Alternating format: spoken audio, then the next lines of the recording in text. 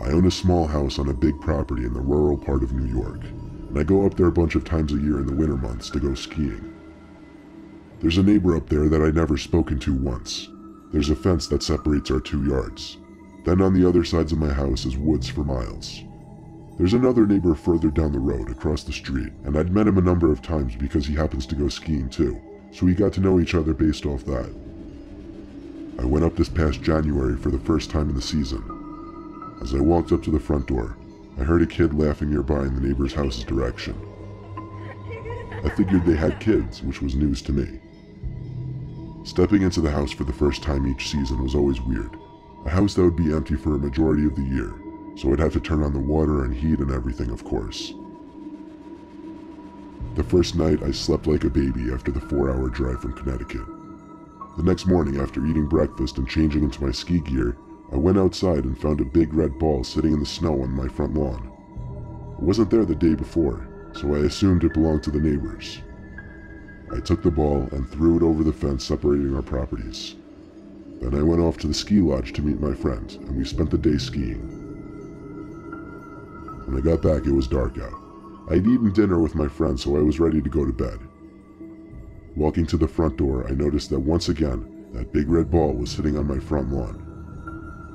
Now it was getting a bit odd, but once again, I threw that red ball over the fence.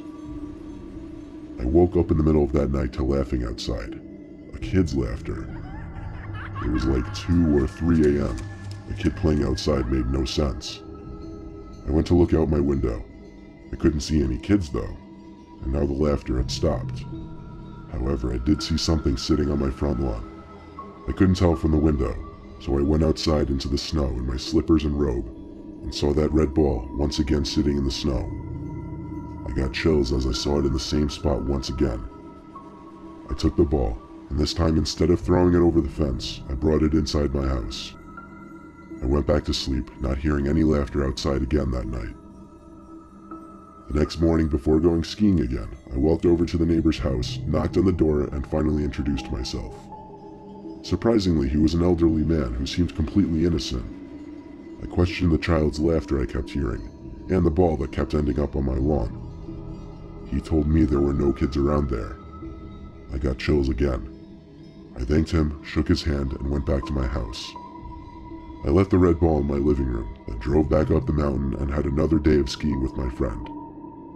When I got back to the house that night, I was completely exhausted and ready to go home the next day. I threw all my stuff on the couch and figured I'd pack it all up tomorrow. I literally crashed into the bed as my whole body was sore, and I fell asleep like a baby. Except I woke up to a kid's laughter outside again. I jumped out of bed and ran to the window to look outside. There was the red ball, sitting in the snow again.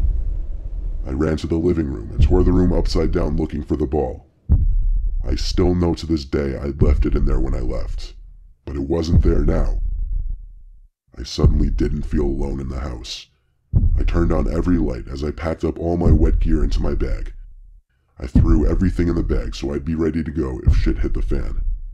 I made sure all the doors and windows were locked, and they were, so it made no sense. I left the lights on and went back to my room, shutting off only those lights.